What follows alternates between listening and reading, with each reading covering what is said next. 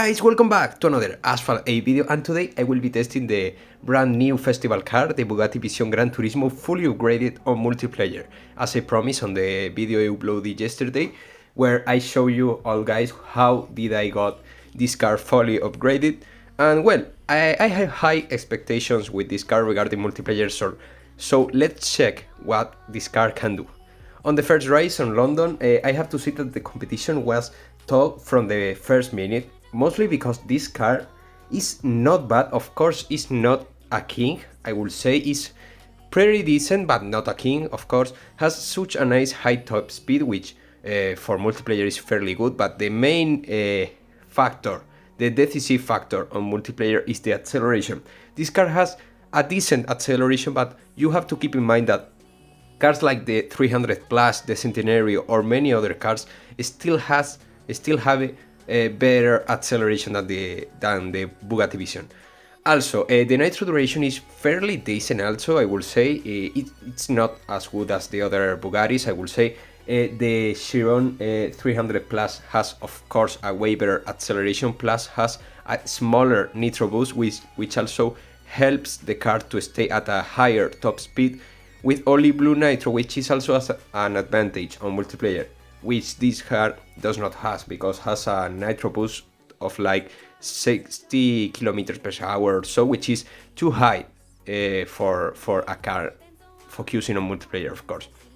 Also, overall, this car is so expensive, as I said on the previous video, on the festival video, where I show you the upgrading cost of this car compared with the Lamborghini Centenario, which was a way cheaper, but also require credits, which this car does not require. This car is only pro upgrade, so you don't need to spend credits maxing this car.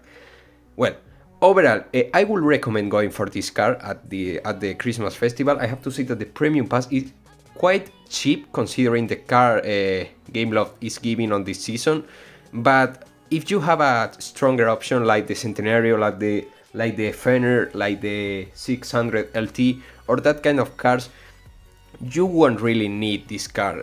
I mean, if you want a good handling top S class car, you can go for the Senna, you can go for the 600 LT, you can go for the Triumph Nemesis, you can go for the W Motor Fenner Super Sport, for example. If you want a consistent multiplayer car, you can go for Centenario, for Lamborghini Aventador SV.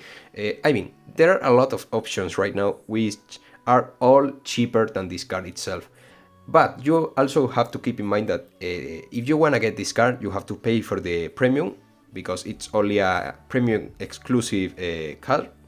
So getting the premium, you will also get a special item that will make the car to require half of the fusion coins that it will require if you get the car another way without the item. I mean, if you get the premium, automatically the car will be cheaper. So if you keep that in mind, it's not a really insane car to upgrade. Of course, I have to say that the performance is quite balanced overall.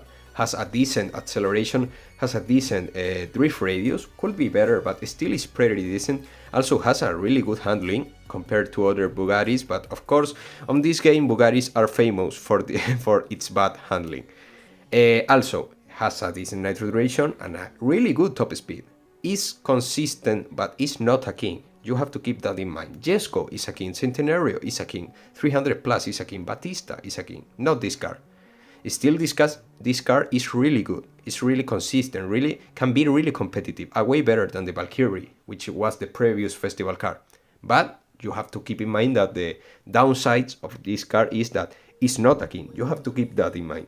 Once you keep that in mind, well, it's a decent car which can be helpful for gauntlet, can be helpful for events. If you wanna try this car on events, I think that you could get a decent results if you really manage to dominate this car. I mean, there are really good drivers with the Pininfarina Batista, and most of them are at the top of the leaderboards. Where same with this car, I guess, if you are really skilled, you really have a chance to dominate the leaderboards, I guess. But anyway, only time will see how good this car is, as same as happened with the Batista, which actually everyone thought was dead, but at the end turned out it was a really good car, mostly because of its insane recuperation cooperation of speed. I don't think how it's called on English. Sorry if I missed there. But anyway, this car is worth it. If you have spent your money on the pass already, I have to say that yes, this car is worth the $10 you paid for it. I recommend you to go for it if you already paid for it, because, well, with the pass will be cheaper. And well, and tell me your thoughts in the comments. I will be reading them all. And stay tuned because I will be bringing all the news regarding Asphalt 8 as always. Thank you so much, guys. Merry Christmas and take care. And I will see you really soon. Goodbye.